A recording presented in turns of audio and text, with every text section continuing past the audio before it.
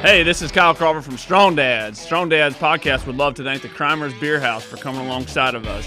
The Crimers Beer House was started in 1982 by the Crimer family, and since that time, they have definitely become a Cincinnati favorite. So if you're looking for an incredible meal in an incredible setting, definitely go down to Route 128 and check out the Crimers Beer House.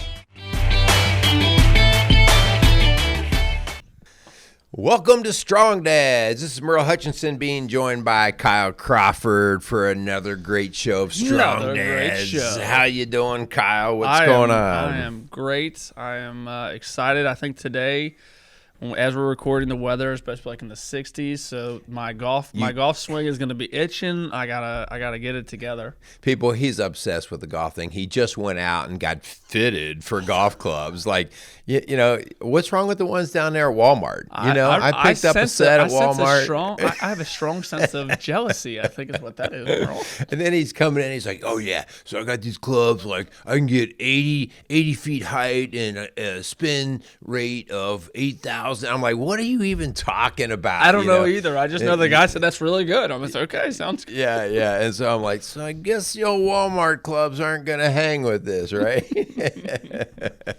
That's pretty cool. So it's certainly not spring yet. It is not. But man, we're itching. We are itching. How about that Super Bowl game?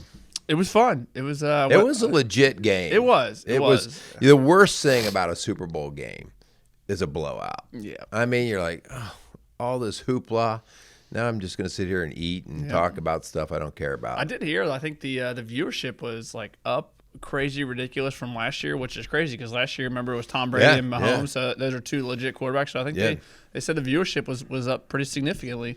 I think the underdog factor with the Bengals across the country, people, I didn't see an actual poll, but I would say that they probably had a bigger support base than the Rams just because people like to cheer for the underdog.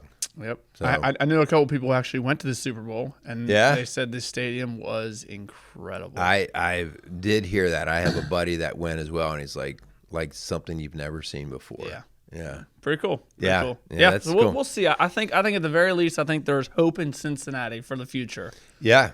Like we talked a little bit about that, the idea that you've got such young guys to build around. Yeah. And hopefully, contracts we got a little bit of time on some big contracts, so hopefully that's going to hang out there and not screw us over in the next 6 months. That's what I was going to say. Bengals, don't screw this up, okay?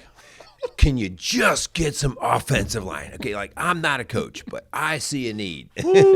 Jenny always tells the girls, you see a need, fill a need. So Bengals, fill that need of an offensive line, would you? Yeah, please. I'm not even a Bengals fan, and I'm like, bro, I feel for you, Joe. Like, golly, how many times are you going to land on your back? The thing I like about Joe Burrow is his cool, but sometimes when you look at a guy, you're like, man, that guy's just a stud. Yeah. He's kind of, not to take anything away from him, but he's kind of a slight build. He's a little bit like a Tom Brady. And like Brady's not impressive in terms of like this muscle man. Right. And I'm thinking like this guy's kind of a slight build and he's just getting hammered.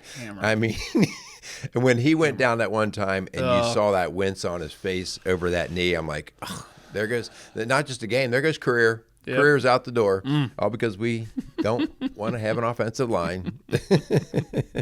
I'm simplifying. I think probably they do, but Yep. All right. So go Bengals. Let's keep that one rolling. All right. Anyways, today. So today, what are we going to get into? We are going to talk a little bit today about the craziness of life and how we need to get it together and figure it out. You and I were talking just before we hit the record button for the next 2 weeks or for the last 2 weeks and then a couple weeks forward. My life's been just kind of crazy. I got projects going. Sure. I've got some travel I've got to do. I've got some deadlines on some things, which, as I just said, that one just clicked in my mind that I have to take care of before noon today. And so it's like, man, sometimes these waves come in, Sure. and you all of a sudden can get overwhelmed. But something's got to give, right? Yeah. Like, and so what's going to give? Yeah. What are you going to sacrifice? And I think sometimes it's easy for us to sacrifice things that we can take for granted. Sure. Whether it be family or our health or something. And you keep doing that, you're going to pay a price for that. Yep. And so we're going to talk about like what do we do with crazy? What happens? How do we keep from being overwhelmed? How do we keep from sacrificing something that is of greater value in the long haul? Sure. Yeah. So we're going to get into the idea of the whole idea of work-life balance, and you had brought this up, and maybe I should have known. We actually have done this show before, a really early on episode, but I also think there's a lot to be said about revisiting this very idea. Sometimes there's that constant reevaluation period where you just need to take some time, like, okay, I'm a year, 2 years removed from evaluating where I find myself as far as balancing everything I have going on in life, right? I think there's a lot of good that can come from doing those evaluations, especially, bringing your wife alongside of you and be like, hey, let's go over this. We've talked before the idea of, going to your finances and making sure your finances are in a good place. I think there's a lot to be said about that. But I think this idea of work-life balance and making sure that all the pieces of your life are kind of put in perspective and put in the right place. And so I think it's good to revisit this. So hopefully we get something out of this. No doubt about it. That's hit reset buttons all the time because, very few things are one and done, perfectly fixed. I just was showing you my bathroom that it's looking good. That I'm redoing. It's looking good. And you're looking at me like, yeah, you're going to be redoing that one here and another. So I'm having a little bit of a floor issue on some of the vinyl planking, and I'm like, do I really want to tear it all up? So I don't know. Well, tune in. We'll see whether I tear it all up and redo it. I don't know. I don't know where my heart is on that one yet. I like it. So, yeah, before we get into it, let's thank our sponsors, Strong Dads. We would like to thank Casey's Outdoor Solutions for coming alongside of us. Really do appreciate them. Located in Lawrenceburg, Indiana.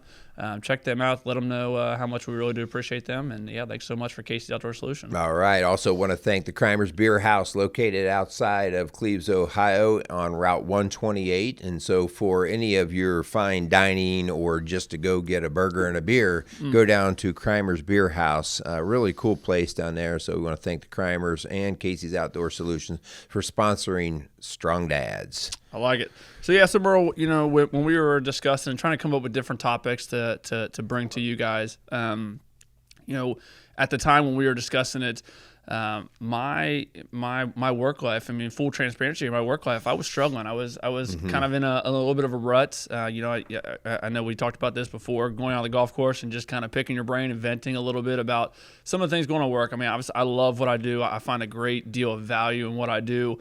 But things weren't good. 2 weeks ago we did a whole show on morale, and that was one of the things that was really kind of getting me down a little bit. And I think this plays part into that. This idea of the work-life balance. This is something I'm very fortunate as a fireman.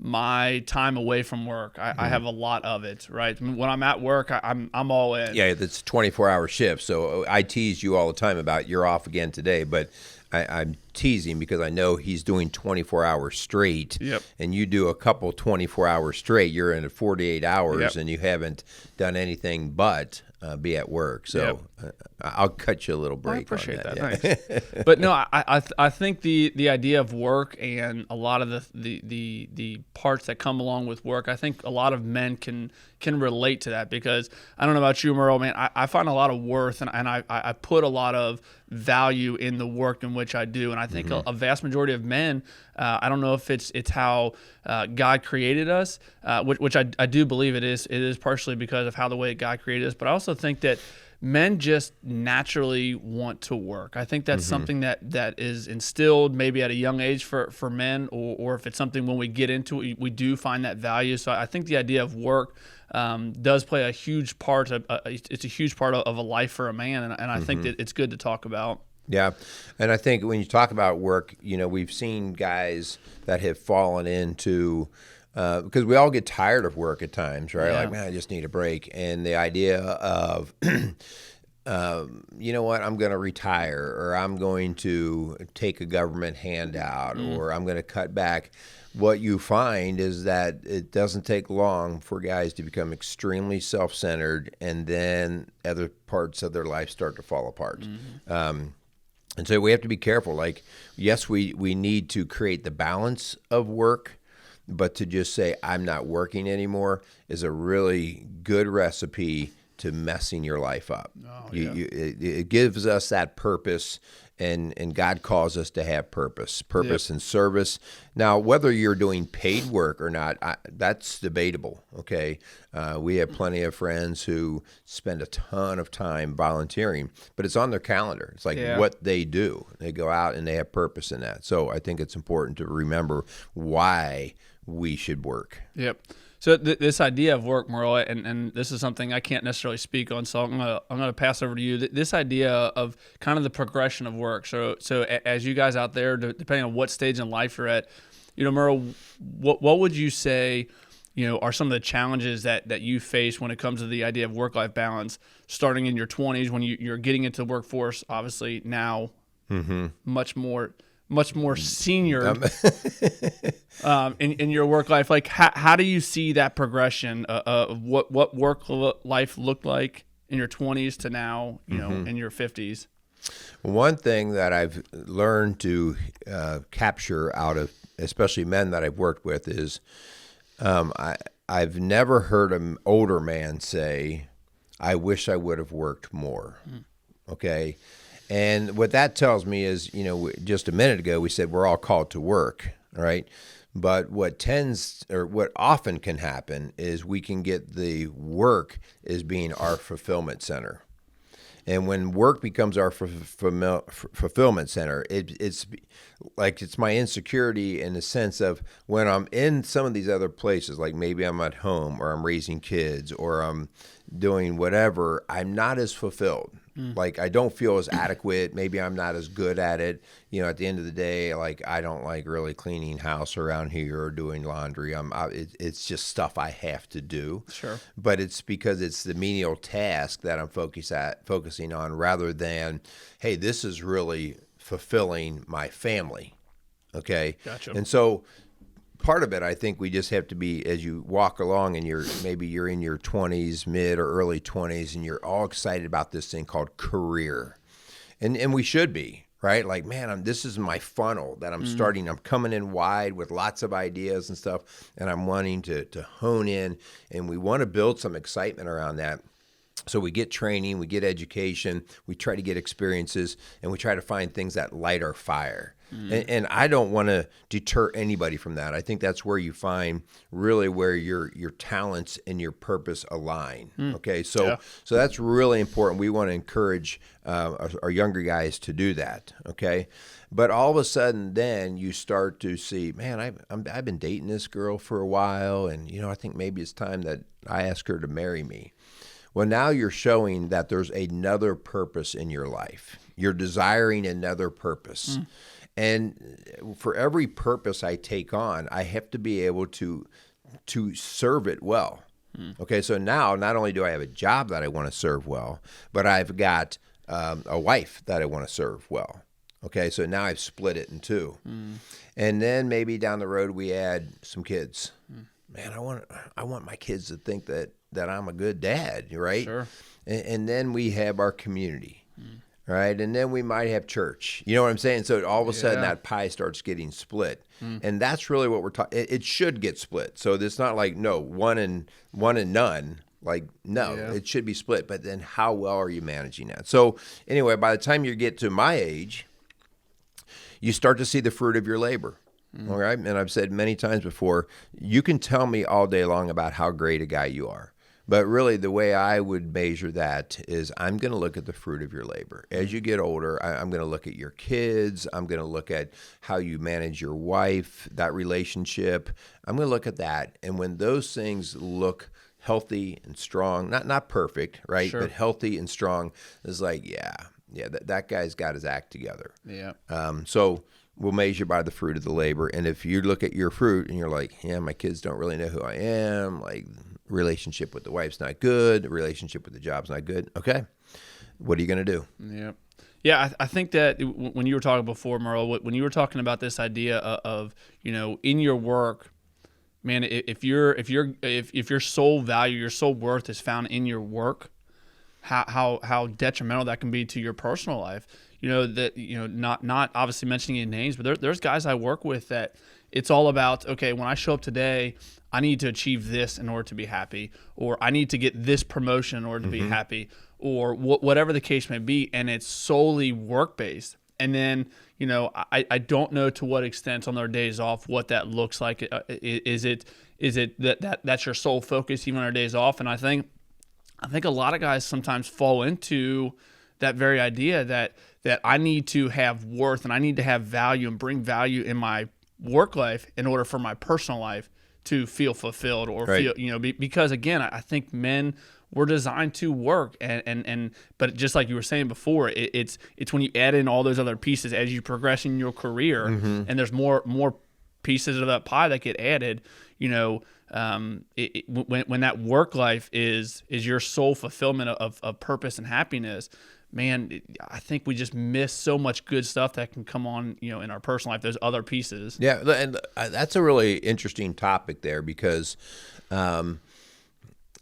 we have people in our life, and again, not to mention a name, but I have tried at times to throw my value system on this person. Yeah. Okay, and this person works an incredible, crazy amount of hours. Okay, it's like 70, 80 hours a week. Literally, like they'll go in at 8 in the morning and won't even leave until midnight. It's just silly, crazy stuff.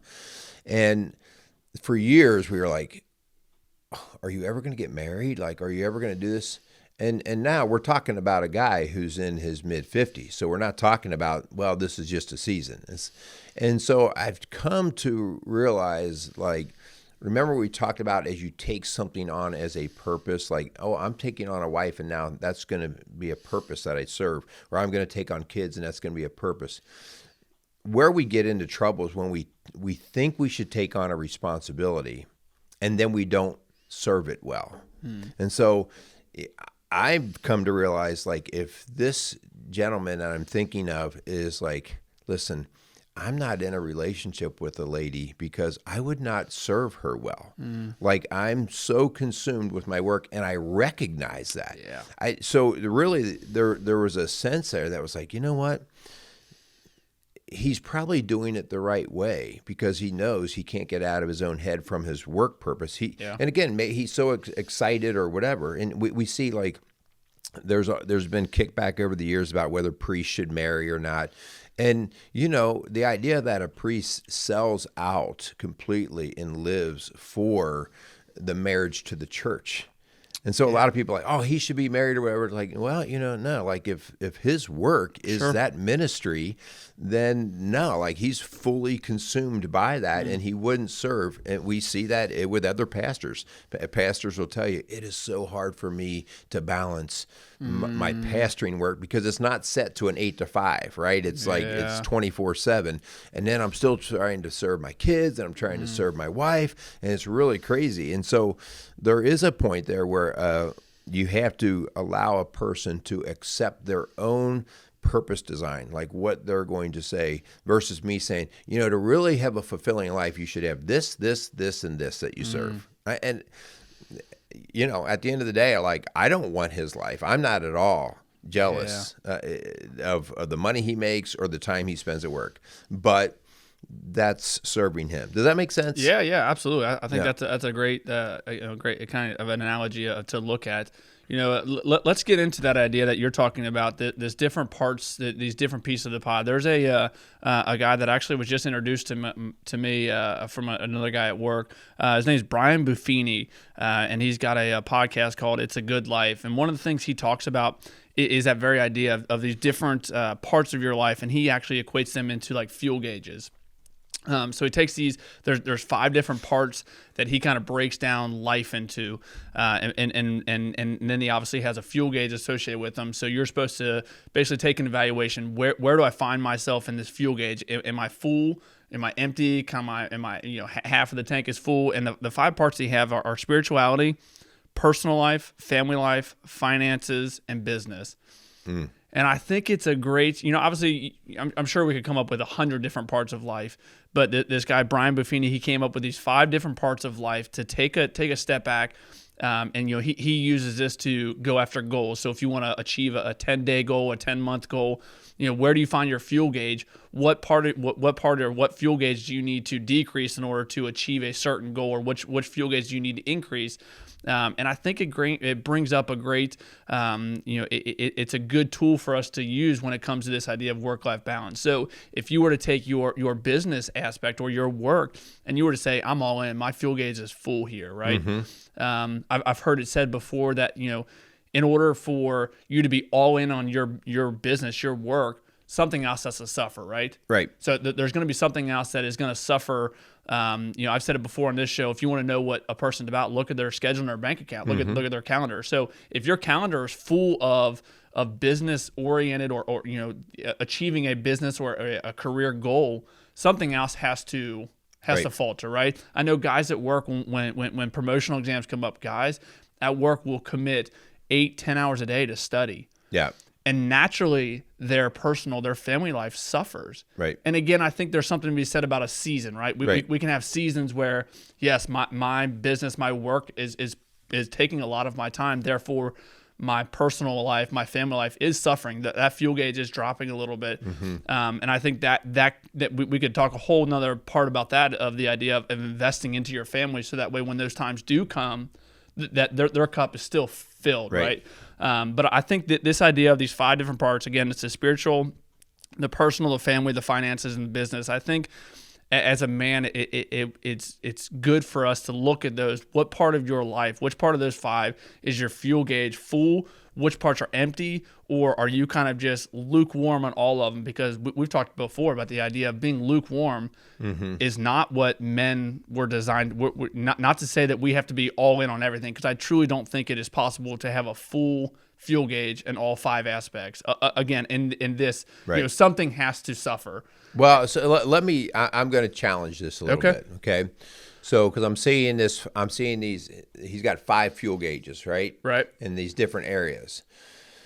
The reality of it is we only have one fuel tank. Correct. Right? I mean, I only have one. I'm one person. I'm one energy source. Yeah. Okay. And so I'm really, all 5 areas are actually pulling from the same tank. Yeah, I like that. Okay. Yep. So really, equal distribution would say that I have 20% in each tank if I'm running even keel. But the reality of it is we almost never run 20% equally in everything. That would be everything's being served at the exact same level. Right. And it probably shouldn't be, right? Yeah. But what I have to realize is that if I'm going to put energy, so maybe I pull the tank a little bit more towards the half mark in work, that's going to come out of something else, right? So that whole idea of, I'm thinking in my mind, like, so when you're driving down the road, thinking about the fuel gauge, I drive on empty at all times. So I was going to, like, what's your acceptable level of empty, right? Like, I know I actually knew a guy, like, every time his fuel gauge got to a half, he was looking for a fill up. And I'm like, dude, half, like, in my mind, that's like, I'm good to go. Like, I'm waiting for the alarms and the bells and, now we've got you've got 5 miles left. Yep. And so I think it's important, maybe, as I look at what you're talking about there, well, what would my definition of acceptance of empty be? Like, how low should I allow? Because I know that, like, right now, I just told you, like, I got projects going on around here. And so it actually has been coming at the expense of some family stuff. Sure. I had to miss one of my son's wrestling meets because I've got an entire bathroom and everything tore up, and I'm looking at, okay, like, there's only 24 hours in the day. There's only 24 hours in a day, and this has got to be done because this is being delivered.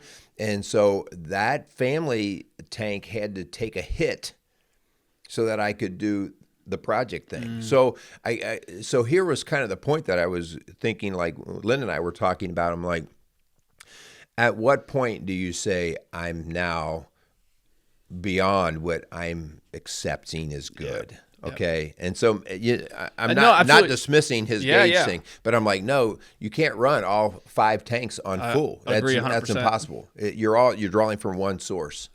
Yep. So that idea, like, what would my level of acceptance be? What would be okay? Yep. Well, it made me think. So at work, we actually have a policy written that we are not supposed to be driving our apparatus if we go below a half a tank.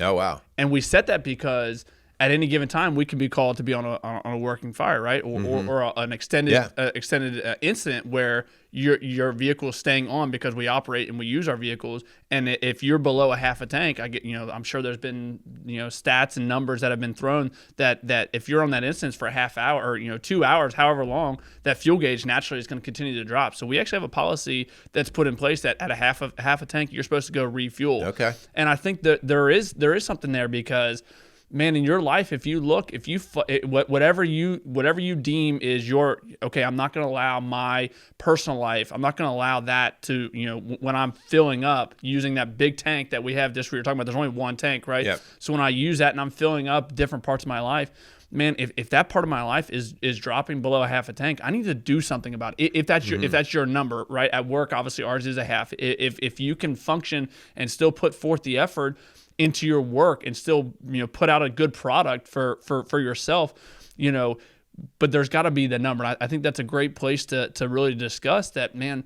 Maybe it's a good place to start, that you need to actually evaluate different parts of your life. What is that? So if my time spent with my family is going to drop below this, obviously it's going to suffer. If I'm going to fulfill myself with work, my family life is going to suffer. Right. So I think it's a good place to kind of start to think, like, what part of my life is it acceptable to drop to 20%, of effort? I think that's good. Can that sustain me if I get into a long haul of that? Yeah. Like when I have a marriage that's kind of running close to empty and it's doing that day after day after day, eventually it's going to exhaust itself. So I do think that that's an interesting and a good solid way to look at that. Like certain areas I can let run close to empty and it's not as much of a big deal. Yeah. But like I'll tell you a place that we sacrifice all the time, and he has listed on his gauges, the spiritual side.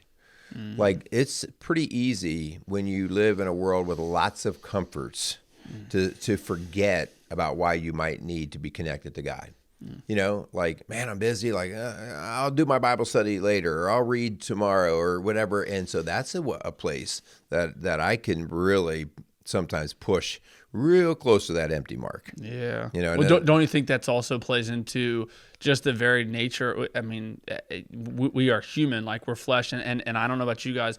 I need to touch and feel something in order for me to think, okay, this is real. It's valuable, right? And I think that goes right into the idea. Like, obviously, I can't touch Jesus, right? I can't touch his face. I don't know, what he looks like. So it's hard for me to again, just like you're saying, it's very easy to say, okay, I'll push that aside. I know right now my girls need my time. Mm-hmm. I know right now my work needs my time because I can touch, I can feel that. But then it's like when you do allow that fuel gauge of your spiritual life to kind of dwindle and almost, it is on empty. Yeah. Man, everything else, I don't know about you, Merle, everything else in my life just yeah. The domino has fallen, right? All those pieces of my life. And yeah. It's like God's like, I want to be the one that consumes your time because I'll take care of everything else. Yeah, that is just a huge point, and we take that for granted, like that's not a big deal. And I think as part of us is wiring. This has always amazed me, and it irritates me with my wife, right? Like I'm an out of sight, out of mind kind of individual. Like if it's not in front of me, I totally. When I leave work, I leave work. Yeah. Like when I'm not around my kids and I'm doing a project, the project is my priority. Like I'm out of sight, out of my mind. and I'm not saying that's good or bad. I think that's a lot of male wiring. Yeah. And it allows us to get that hyper focus on one thing and kind of master it. Whereas, my wife can be thinking about the kids, her job, what she's going to fix for dinner, what bill needs to be paid. And she can kind of keep that floating all around at the same time. And I'm going, stop. I can't talk about all those things. When was the last time you were doing a project and Linda had to bring you a plate of food because you couldn't give it up to go eat dinner? Because this happens to me quite often. Jenny's like, Ava, go take this to Daddy. He's in his shop working on whatever. So like, you hit that's a bad example for me. I joke all the time. I hear people say, I was so busy, I forgot to eat. I'm like, no, that's me. That's never happened to me. That's me. That's never, ever, I've never forgotten to eat. So that's a bad example for me. I do that all the time, Merle. Do you really? Oh, my goodness. See, if I'm ingrained in I'm in a project, I'm for sure. I got my cup of coffee in the morning, and I'm starting a project. There's not a snowball's chance I'm actually going and eating lunch. Not gonna happen. And dinner, Jenny will be like, "Ava, go take this plate I to don't Daddy." like people like you, man. Like, see, I'm one of those guys that I'm wired. I don't eat breakfast, so I intermittent fast. I've not eaten breakfast for a number of years now, and so the idea of not eating lunch just cut my leg off. That's terrible. So I grab a Dr. Pepper instead. Dr. Pepper. No, see, Okay. no, that's not me. But yeah, there's other things out of sight, out of mind, and I think when you allow something to be out of mind long enough, you kind of start to become distant to it, and the next thing you know, well, I didn't know that I wasn't taking care of my relationship with my wife, or I just kept pushing it aside, So anyway, let's kind of bring this down and talk about some things to help our guys out there recognize how they can right the ship and get things back in line, okay? So I think the very first thing is hearing a show like this, it's time to evaluate a little bit. Whether you throw the 5 gauges up in front of you or you look at the clock and you say, okay, I'm going to break my day up into I got sleep hours, I got work hours, I got whatever, assess what you are doing in a general trend, not just today, because a one-day thing you can't get a good glimpse with most of our life. But what's your general trend looking like? All right. And is it okay? Is it okay with you? Is it okay with you and your wife? I think it's really important that we bring our wives into these conversations because their perspective might be very different. I might look at my clock or my gauges and go, it seems to be working for me. And my wife says, I think your gauge is empty in this family thing or, that kind of thing. So evaluate. Man, Merle, when you're talking about this idea of, the clock, analogy of putting time aside for sleep, firsthand, I know when I don't sleep, everything else in my life suffers. Oh, yeah. Everything. And I think, when it comes out of evaluation, I think the idea of sleep and rest has to be one of the top priorities. It has to be. Man, the old whatever, he was hangry, right? I mean, he was hungry, hungry and he was tired, right? I think the rest, it is something that a lot of times when it comes to the different parts of your life, the different things that you fulfill and you put in there, sleep, because again, there is only 24 hours a day. I think sleep gets put, again, secondary, it gets pushed back. And then it's like, okay, well, I need to do this project at work. I need to give up sleep. And I think the sleep is one of the ones that gets taken right away. And in reality, obviously they know science would tell you that sleep is so beneficial to people. But I mean, I whatever, I know they say whatever 8 hours a day is what you're supposed to get. So if we take 8 hours, we're down to 16 hours in a day to try and fulfill with the rest of the things that we need to actually accomplish today. But I think the rest has to be a part of your day-to-day stuff. It has to be. Yeah. And so once you evaluate that, it's time to own it. I mean, we have to own it. And the way I own it is I stop excuses. Like you mentioned before, seasons. Man, I am guilty of saying this is a season, this too shall pass kind of thing. And a lot of things are just seasons, okay? But sometimes when you look back and you go, yeah, this season doesn't seem to ever be ending, or you're not doing what you need to do to make it end, all right? Or your wife says that. Your wife is like, that season's got to stop, right? You've said for the last 6 months that this work schedule is going to change, and nothing's changed, okay? So I have to own that, all right, and put away the excuses. After that, it's time to now actually define what is acceptable, okay? And we look at calendars to do that. Like I think I've showed you before, shown you at different times. Because I'm not always great at this, I've actually had to use my phone calendar to put simple things on there that might look ridiculous or silly to somebody else. Like I have on my calendar, in fact, today is the day. Today is work or lunch with Linda. Right? And I put that on there because if it's not on there, I will just fill it with something else. And so this is a day that we're recording that I have a designated lunch. I have a designated workout time that goes on my calendar. All right. Every day I have a workout time that's on there. All right. There's, the kids' schedules, all of those things. That's being intentional, putting absolutes in that you have to do it. And even with that, it doesn't mean I'm perfect at it. It's like I'm 58 years old. It took me that long to figure out I better start prioritizing. Yeah.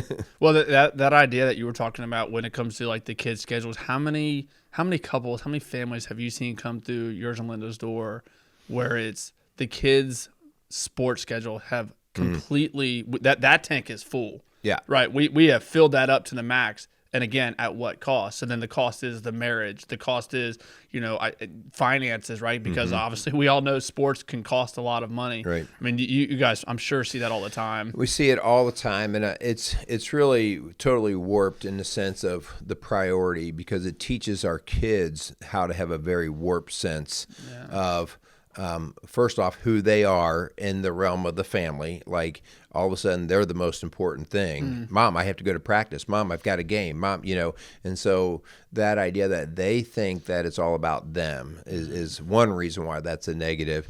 But two, it's like you said before, it comes at the cost of something. And I'm okay with the idea that we run certain things for a season, knowing that our kids know why we're doing that. So like we will say, listen, you're going to, you can play this sport, this season, but here's what it's costing us. And we don't rub it in their face. We want them to know, like, okay, this is what the whole family is going to be dealing with. We got practices 5 days a week. We got this and we got that. So what are we going to do? Mom and dad's work schedules have to change. We want them to know so that there's a level of appreciation.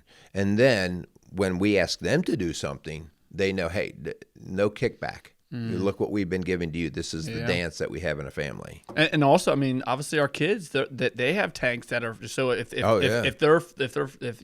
they've committed so much effort into whatever sporting event or whatever activity they're doing, maybe it's the schoolwork that gets put behind. And in my house that we prioritize our making sure the homework's done. We have to get that done before we can go into the activities. So I think it's important to realize that every person, every member of your family has fuel tanks, has the clock on the wall that they have to evaluate. What are we going to give? We're going to commit this much time and effort into this, and then obviously something else is going to falter. But again, I think the idea of the season, I think that's a great place to really know that if there's a season in time that you're committing a lot of time and effort into something, that's okay.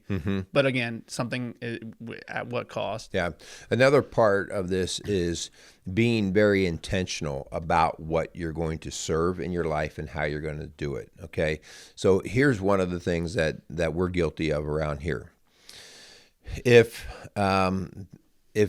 somebody gives me a call and says, hey, you want to go camping here, in April or whatever, and a knee-jerk reaction would be like, oh, dude, that sounds cool. Awesome. Let's go ahead and do it. Just go ahead and book it. I'll figure it out later. Yeah. Okay. So I've learned, Guilty. Well, we're all guilty of that because it's almost an impulse sort of decision, right? We let the dopamine start flying, like, man, that sounds cool. I'd love to do that. And we say yes. And then all of a sudden that weekend comes. That weekend comes and it's like, oh, crud. I got a kid's soccer game. I'm supposed to speak at church. I'm supposed to do this.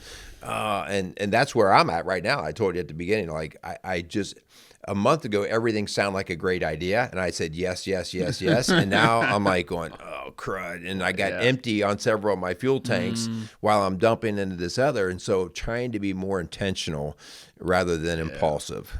Yep, I love it. Yeah, man, I hope you guys can relate to some of the stuff, some of the struggles of this idea of work-life balance. I'm just glad we don't struggle with it, right? I'm so glad, so glad.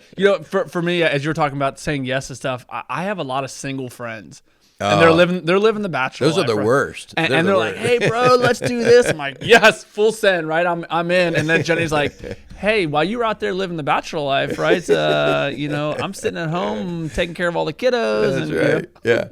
Yeah. And then we act like we're entitled to it. Well, come on now. I mean, I only do this once a year. And again, I'm not saying whether you should or you shouldn't. I'm saying is when you start to bring things in your life that you say are going to have purpose, then you have to start allowing fuel at a certain level to feed that. And that's the balance. That's the hard thing. So anyway, hopefully, this was a thought-provoking sort of conversation for you as Kyle and I both were just working through this. And this is not something you're going to get in line and it's going to be perfect and run right. Got to do this reevaluation, just like we're doing. Right. And come back to it. Be willing to do that. Look at those gauges, and when you see, or your wife is reading to you like, man, this is not quite in good balance here, don't look the other way, because there's nothing worse than being stranded out on the road by yourself because you ran out of fuel. And that's a terrible place to be in marriage and life. Yeah. And so that's not a place where any of us want to be. I like it. So before we get out of here, we forgot to do at the beginning of the show. We had a local guy, right? We had a local guy. Go Nick Gepper. There we go. Yeah, Nick Gepper. Another. He got a silver medal, correct, in the skiing. He did in the freestyle. Free slope style ski event in the Olympics, got a silver medal, and so I don't want to name drop or anything, but what you got there? I'm friends with Nick, and did you text him? I did. I texted him. I said, "Great job, Nick. Congrats, Nick. First class. So proud of you." And he says back, "What?" Thanks, Mr. Hutchinson. Thanks, Mr. Hutchinson from Beijing, right there, buddy. That's cool. The reason why that's worth celebrating is Nick comes from a fantastic family, parents who just have gone above and beyond to be good, solid parents. And so I've known that family for a long time. That's cool. Nick went through our school that I worked at and stuff. First class. So congratulations to those folks, that family, and that whole experience. That's what happens when you work together as a family. That was, for him to even do what he does in that level, it was a family event. That's cool. So it was pretty cool. That's cool. Yep. So thanks so much, guys. Thanks so much for listening to us. Tune in every week. We keep putting shows out there. Share the heck out of our shows. Really do appreciate Casey's Outdoor Solutions and Crimer's Beer House for coming alongside of us. We couldn't do what we do without you. So thanks so much for them. We good? Yeah, we're good. So go out there and be a strong dad. Now I got to get back to that project and get it done before I'm dry Fix and that empty. Floor. I know. Should I do that or not? I don't know. Casey's is a premier garden center and gift shop located in Lawrenceburg, Indiana. Casey's offers a wide selection of plants, landscaping materials, home and garden decor, and gifts for every occasion.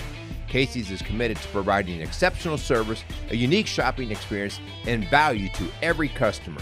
Stop in and see what makes Casey's so unique.